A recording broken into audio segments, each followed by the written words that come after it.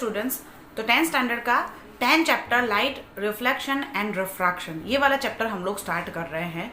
तो हमको पता ही है कि रिफ्लेक्शन किसको बोलते हैं। 8th स्टैंडर्ड में हम लोगों ने पढ़ लिया था कि रिफ्लेक्शन मतलब क्या होता है। तो reflection of light, that means you know that whenever a light is incident on a mirror and it gets bounce back, then it's called reflection. Okay, a highly polish surface such as a mirror, तो mirror जैसी highly polish surface के, जब हम लोगों ने reflection सीखा तो हम लोगों ने सिर्फ मिरर की बात की थी। अब हम लोग थोड़ा और ब्रॉड वे में जा रहे हैं, तो हाईली पॉलिश सरफेस बोल रहे हैं। तो highly polish surface just like mirror refracts the most of light falling on it, मतलब उसके ऊपर गिरने वाली सारी लाइट को वो फिर से फेंक देता है, देन उसको हम लोग बोलते हैं रिफ्लेक्शन ऑफ लाइट। नाउ हमको पता है law of the reflection of light क्या है, वो हमको पता ही है, फिर भी हम लोग इसमें सीखेंगे क्योंकि उसके आगे के फंडामेंटल के लिए वो बहुत जरूरी होता है। तो देखो हम लोग उसको रिकॉर्ड कर रहे हैं। तो सबसे पहला लॉ ऑफ रिफ्लेक्शन क्या था, the angle of incident is equal to angle of reflection. तो जो नॉर्मल के साथ जो पॉइंट पे लाइट की रे जो है वो रिफ्लेक्ट होती है और जो पॉइंट से बाउंस बैक होती है, वहां पे उसका अगर 90 डिग्री का हम लोग लाइन ड्रॉ करें तो उससे बनने वाला एंगल, इंसिडेंट रे का वो नॉर्मल के साथ बनने वाला एंगल को हम लोग बोलते हैं एंगल ऑफ इंसिडेंस, और वो नॉर्मल के साथ बनने वाला एंगल, रिफ्लेक्टेड रे का बनने वाला एंगल को हम लोग बोलते हैं एंगल ऑफ रिफ्लेक्शन। तो वो ऑलवेज सिमिलर होते हैं। फिर इंसिडेंट रे, नॉर्मल और पॉइंट ऑफ इंसिडेंट, मतलब जो पॉइंट पे लाइट गिर रही है वो पॉइंट, उसके ऊपर ड्रॉ किया गया परपेंडिकुलर, मतलब 90 डिग्री पे एक लाइन ड्रॉ करूंगी तो उसको बोला जाता है नॉर्मल। और इंसिडेंट रे और रिफ्लेक्टेड रे सब प्लेन के एक ही डायरेक्शन में, मतलब सेम प्लेन में होते हैं। प्लेन किसको बोलते हैं, मतलब सपोज कि मैं बुक ले लूं, बुक ऐसे बंद होती है, 2 पेज होते हैं, तो उसका एक पेज जो है उसका एक प्लेन बोला जाता है, दूसरा पेज जो है वो दूसरा प्लेन बोला जाता है। तो बुक ऐसे रहती है ना, तो ये सब एक ही प्लेन में रहता है। This law of reflection are applicable to the all type of reflecting surface including a spherical surface। मतलब spherical surface मतलब क्या कि surface straight हो या कर्व हो, अंदर की साइड या बाहर की साइड, कोई भी कर्व सरफेस पे होगा या कहीं कोई भी पॉलिश सरफेस की बात इसीलिए की गई है डेफिनेशन के अंदर, कि कोई भी सरफेस पे ये चीज जो होती है वो यूनिवर्सली ट्रू होती है। ठीक है, तो अब हम लोगों को देखना है कि ऐसे प्लेन मिरर से इमेज कैसी बनती है। ऐसे इमेज जो है वो 2 टाइप की होती है, वो आपको पता है। First one that is virtual and real. Real मतलब जिसको स्क्रीन पे कलेक्ट कर पाए उसको हम लोग रियल इमेज बोलते हैं, और वर्चुअल मतलब जो स्क्रीन पे ना कलेक्ट कर पाए दैट इज कॉल्ड वर्चुअल।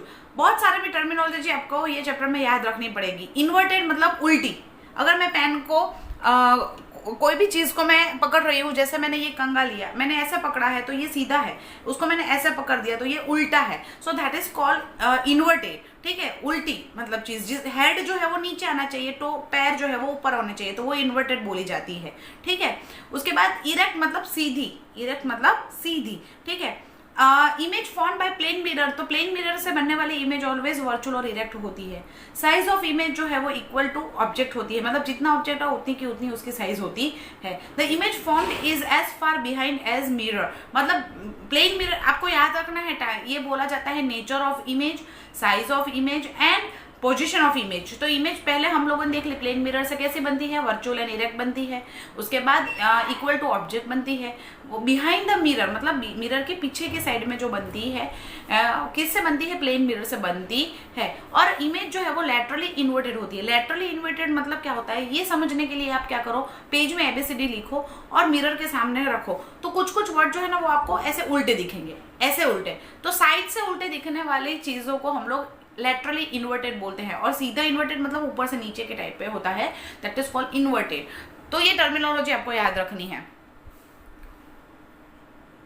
अब हम लोग बात करते हैं स्फेरिकल मिरर की। स्फेरिकल मिरर मतलब कर्व मिरर, कि reflecting surface of spherical mirror में be curved inward and outward. तो कर्व तो 2 साइड से हो सकता है, अंदर की साइड भी कर्व हो सकता है और बाहर की साइड भी कर्व हो सकता है, तो 2 टाइप हो सकते हैं। The spherical mirror whose reflecting surface is curved inward, जो मिरर की अंदर की साइड जो है वो रिफ्लेक्टिंग है और वो सरफेस जो है वो कर्व है, तो ऐसे स्फीयर को हम लोग, ऐसे मिरर को हम लोग बोलेंगे कॉनकेव मिरर।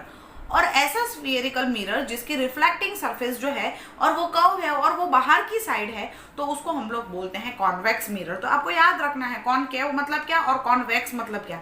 दो मिरर के हिसाब से इमेज भी अलग से बनेगी, तो वो भी आपको याद रखना है। तो स्केमेटिक प्रेजेंटेशन जो है मिरर से कैसी फिगर बनती है, मतलब दोनों मिरर कैसे है, वो आपको दी गई है, देखी गई, आप देख सकते हो। तो देखो इसमें देखो ये पहले वाला जो है वो कॉनकेव मिरर है और दूसरा वाला जो है वो कॉन्वेक्स मिरर है। तो देखो इसमें आपको कैसे पता चल रहा है, आप बोलोगे मैम एक जैसे तो दिख रहा है, लेकिन देखो ब्लैक लाइन जो है वो अंदर की साइड है, मतलब इसकी रिफ्लेक्टिंग सरफेस कौन सी है, अंदर वाली है। और कॉन्वेक्स में देखो ब्लैक लाइन जो है वो बाहर की साइड है, मतलब इसकी रिफ्लेक्टिंग सरफेस कैसी है, बाहर वाली है। तो that is called concave and convex, right.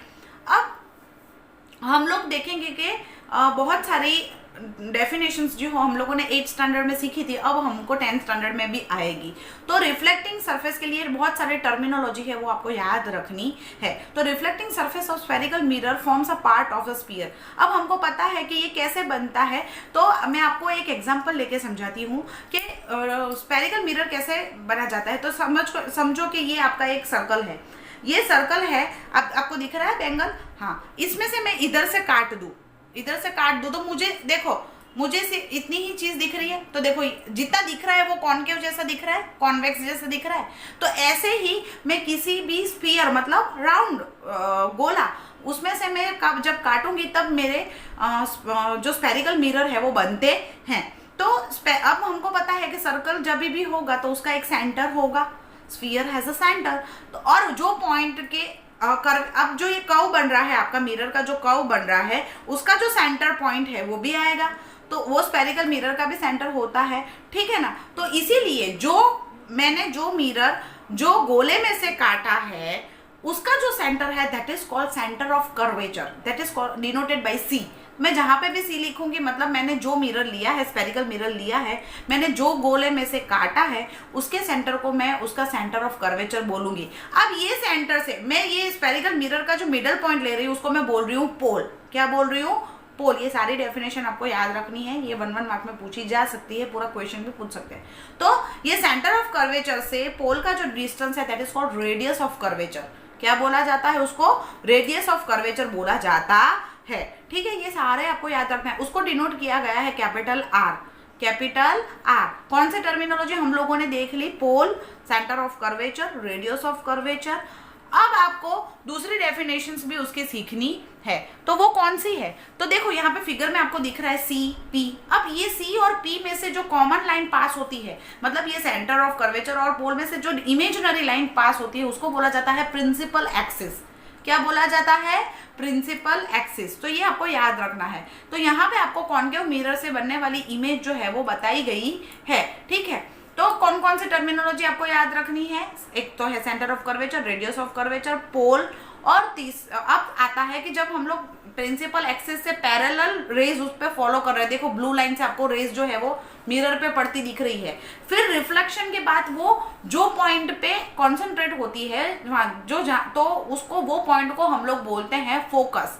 मतलब कि रिफ्लेक्टेड रे प्रिंसिपल एक्सिस को, reflected ray, underline the word, reflected ray principal axis को जो पॉइंट में इंटरसेक्ट करेगी तो वो पॉइंट को बोला जाता है फोकस। अब पोल से फोकस का जो डिस्टेंस है that is called focal length, ठीक है। तो ये सारी डेफिनेशंस आपको याद रहनी चाहिए। एक है पोल, एक है सेंटर ऑफ कर्वेचर, एक है रेडियस ऑफ कर्वेचर, दूसरा होता है फोकस, तीसरा होता है फोकल लेंथ और प्रिंसिपल एक्सिस। तो ये सारे टर्म आपको पता होनी चाहिए। और एक गोल्डन रूल होता है कि जब भी रिफ्लेक्शन हो और रिफ्लेक्टेड रे जहां पे इंटरसेक्ट हो वहीं पे इमेज जो है वो क्रिएट होती है। अब देखो यहाँ पे एक चार्ट दिया गया है। तो कॉनकेव मिरर से बनने वाली इमेज, तो 3 चीजें आपको इमेज के बारे में याद रखना है। Position of image, position of object, size of image and nature of image. मतलब कि मैं ऑब्जेक्ट को कहाँ पे रख रही हूँ, उसका इमेज कहाँ पे बन रहा है, उसकी साइज कैसी है और वो कैसा बन रहा है। ये 3 चीजें आपको ये टेबल में देखी गई है। तो सबसे पहले देखो आप दिख रहा है कि ऑब्जेक्ट को मैं इनफाइनाइट डिस्टेंस पे रख रही हूँ। इनफाइनाइट मतलब मिरर से इतना दूर कि जिसको हम लोग मेजर नहीं कर पा रहे हैं। तो जब मैं ऑब्जेक्ट इनफाइनाइट पे रखती हूँ तब मेरी इमेज कहाँ पे बनेगी, फोकस पे। अब आपको सारी टर्मिनोलॉजी याद रहनी चाहिए। तो फोकस पे आपकी इमेज जो है वो बन रही है। कैसी बन रही है? Highly diminish. डिमिनिश मतलब इतनी छोटी, छोटी डिमिनिश मतलब छोटी, हाईली डिमिनिश मतलब इतनी छोटी कि एक पॉइंट जैसा ही दिखेगा इमेज। उसके बाद real and inverted. Real and inverted, real आपको पता है कि स्क्रीन पे कलेक्ट कर सके उसी, इन्वर्टेड मतलब उल्टी। समझ में आ गया? अब मैं इमेज को रख रही हूँ सी पे, beyond C, sorry beyond C मतलब सी मतलब centre of curvature. Centre of curvature से अगर ये मिरर है तो उसके सी से थोड़ा मैं दूर रख रही हूँ, तो इमेज कहाँ बन रही है? एफ और सी के बीच में बन रही है। और वो कैसी बन रही है? डिमिनिश मतलब छोटी बन रही है, ऑब्जेक्ट जितना होगा उससे छोटी बनेगी, और रियल और इन्वर्टेड होगी, मतलब स्क्रीन पे कलेक्ट कर पाएंगे और वो उल्टी होगी। अब मैं ऑब्जेक्ट को हटा के, देखो मैं ऑब्जेक्ट पास में ला रही हूँ तो इमेज जो है वो भी चेंज हो रही है पोजीशन। तो अब मैंने जब इमेज सी पे रखी, मतलब सेंटर ऑफ कर्वेचर पे रखी ऑब्जेक्ट, तो उसकी इमेज भी कहाँ पे बन रही है? सी पे ही बन रही है। सेम साइज बनेगी, real and inverted, real and inverted. देखो इमेज की साइज धीरे धीरे बढ़ रही है, ऑब्जेक्ट जो है मैं नजदीक ला रही हूँ तो साथ साथ में इमेज जो है वो दूर जा रही है। अब मैंने जब सी और एफ के बीच में ऑब्जेक्ट रखा तो मेरी इमेज जो है वो सी से दूर बनी, सी से दूर बनी, बियॉन्ड सी। और वो कैसे बनी? एनलार्ज। अब देखो पहले डिमिनिश हुई, डिमिनिश के बाद थोड़ी बड़ी, फिर उसकी सेम साइज हुई, अब वो ऑब्जेक्ट के से बड़ी बन रही है और वो भी रियल एंड इन्वर्टेड है। अब मैंने जब ऑब्जेक्ट एफ पे रख दिया, एफ मतलब फोकस, फोकस पे रख दिया, तब इसकी इमेज बनी इन्फिनिट पे, बहुत दूर बनी, ठीक है, और वो हाईली एनलार्ज थी, वो भी रियल एंड इन्वर्टेड थी। बिटवीन पी एंड एफ मैंने ऑब्जेक्ट जब रखा, पी मतलब पोल, एफ मतलब फोकस, इन दोनों के बीच में जब मैंने ऑब्जेक्ट रखा तो उसकी इमेज जो है वो बिहाइंड द मिरर बनी, मिरर के पीछे बनी, और वो बनी एनलार्ज, बहुत बड़ी, ठीक है, और वर्चुअल एंड इरेक्ट। वर्चुअल मतलब जो स्क्रीन पे ना कलेक्ट कर पाए वैसी, इरेक्ट मतलब सीधी। ये सारी आपको याद रखनी है, ये 1 मार्क के क्वेश्चन में भी पूछ सकते हैं, 2 मार्क के क्वेश्चन भी पूछ सकते हैं कि write down the position, size and nature of image. Next देखो, जो हम लोगों ने टेबल में देखा, ये बारी बारी से इसका प्रेजेंटेशन आपको फिगर में दिया गया है। तो देखो सबसे पहले इनफाइनाइट लेवल पे रखा था तो इमेज कहाँ पे बन रही थी? फोकस पे बन रही थी, हाईली डिमिनिश। उसके बाद ऑब्जेक्ट था जो बियॉन्ड सी रखा, सेकंड ऑब्जेक्ट में दिख रहा है आपको बी वाली फिगर में, तो वो उससे थोड़ी डिमिनिश बनी, मतलब ऑब्जेक्ट से थोड़ी छोटी, और सी और एफ के बीच में। थर्ड मतलब सी में हम लोगों ने सी पे रखा था तो दोनों एरो जो है वो ऑब्जेक्ट है, समझ में आया? तो वो वहीं पे रियल एंड इन्वर्टेड बन रही है और सी पे ही बन रही थी। जब मैंने ऑब्जेक्ट को फिर आगे लेके गई सी और एफ के बीच में तो उसकी इमेज जो थी वो सी के बियॉन्ड बनी और वो एनलार्ज बनी ऑब्जेक्ट से। अब वो इमेज कैसी बन रही है? बड़ी बन रही है। अब मैंने ऑब्जेक्ट को जब एफ पे ही रख दिया तो वो इनफाइनाइट लेवल पे बन रही थी और बहुत एनलार्ज। देखो आपको साइज दिखाई नहीं दे रही है कौन से वाले में? सी डी ई वाली फिगर में। अब एफ वाली फिगर में जब मैंने रखी तो वो बिहाइंड द मिरर बनी, पीछे के साइड में, और बहुत एनलार्ज बनी। तो जो मैंने टेबल में आपको समझाया उसकी सारी ये फिगर है। ये फिगर जो है वो एग्जाम में ड्रॉ करने का भी बोल सकते हैं, तो ये ड्रॉइंग भी आपको आनी चाहिए। अब जैसे कॉनकेव मिरर का देखा वैसे कॉन्वेक्स मिरर का हमको देखना है।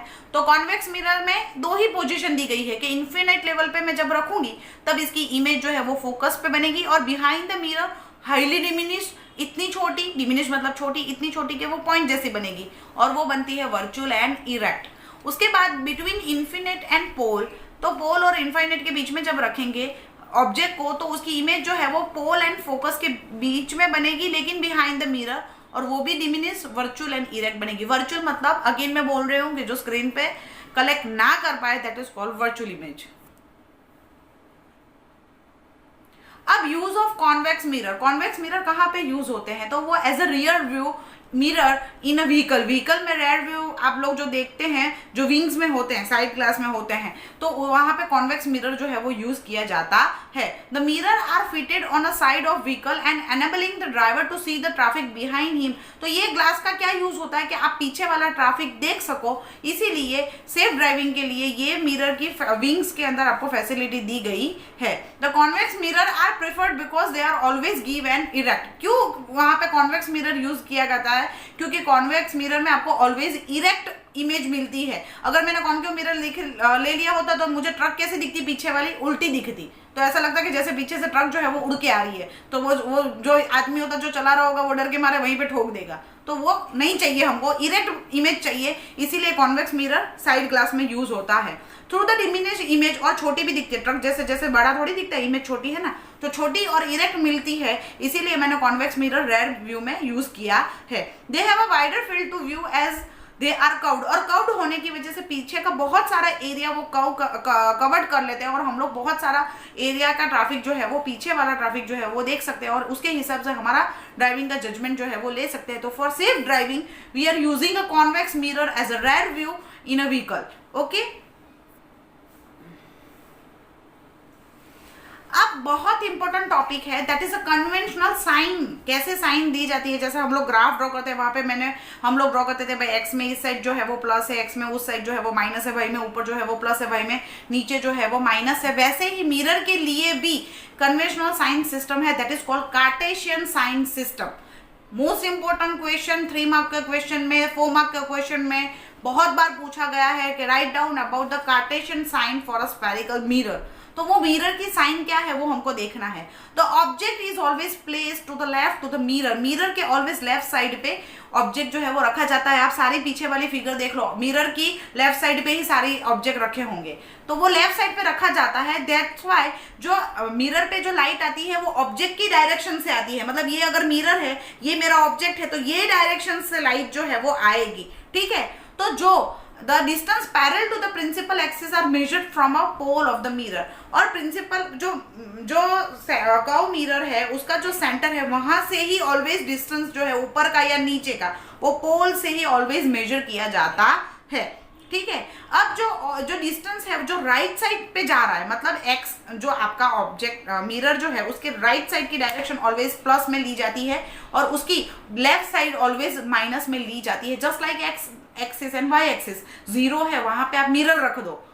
आप जब ग्राफ ड्रॉ करते हो जीरो पे आप मिरर रख दो, तो जीरो से उस साइड राइट साइड जो है वो प्लस और लेफ्ट साइड जो है वो माइनस, राइट। वैसे ही वही जो आप अगर पोल जो है मिरर का जो पोल है स्फेरिकल मिरर मैंने जीरो पे रखा, लेकिन ऐसा रखो कि पी जो है वो जीरो पे आए, तो पोल के ऊपर का वाई एक्सिस पे प्लस होता है और वाई एक्सिस पे नीचे वाला जो है पोल से नीचे ऑलवेज डिस्टेंस मुझे क्या लेना है, माइनस में लेना है। और प्रिंसिपल एक्सिस से परपेंडिकुलर ही ऑलवेज वाई एक्सिस होता है। मतलब पोल पे मैं 90 डिग्री ड्रॉ करूंगी that is called Y axis, और पोल का जो सीधा आता है that is called X axis. अब मुझे बतानी है कि मुझे ये वाला जो मिरर है उससे मेरी इमेज जो है वो प्रिंसिपल एक्सिस के नीचे बन रही है, तो मैं क्या कर दूंगी, उसको मैं क्या रख दूंगी, हाइट में लिख दूंगी कि वो इसकी हाइट h है, तो मैं उसको माइनस लिख दूंगी, तो मुझे पता चल जाएगा कि ये प्रिंसिपल एक्सिस के नीचे की साइड बनी है। नीचे की साइड बनी है that is means it is inverted, उल्टी बनी है, क्योंकि ऑब्जेक्ट मैंने सीधा रखा है। तो ये साइन से हमको टाइप्स ऑफ इमेज पता चल जाती है। अगर मैंने प्लस h लिखा इसका मतलब कि ये सीधी बन रही है, ये इरेक्ट इमेज है, और ये प्रिंसिपल एक्सिस के ऊपर बन रही है, राइट। तो प्लस ये कन्वेंशनल साइन सिस्टम से हमको टाइप्स ऑफ इमेज जो है वो पता चलती है। This is a most important question, again I am telling to you that be careful about this question.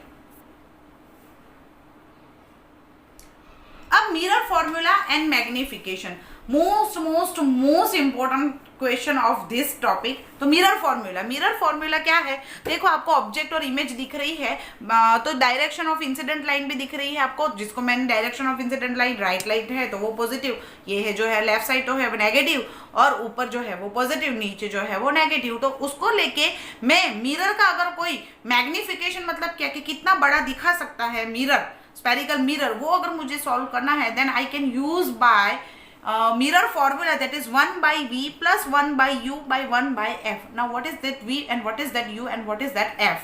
तो आपकी जो डिस्टेंस जो है इमेज का पोल से, डिस्टेंस जो है इमेज का पोल से वो है v, u क्या है, ऑब्जेक्ट का डिस्टेंस है, मिरर से ऑब्जेक्ट मैंने कितनी दूर पे रखा है वो है आपका u, इमेज कहाँ पे बन रही है मिरर से वो है आपका v, और उसकी जो लेंथ है that is called focal length, वो है आपकी f। तो ये v, u और f क्या है, image distance, object distance and focal length. तो इन तीनों का रिलेशन लेके जो फॉर्मूला बनता है that is called mirror formula. अगर इसमें हम लोग वैल्यू डाल के ढूंढेंगे तो हम कोई भी मिरर का मैग्निफिकेशन जो है वो बता सकते हैं।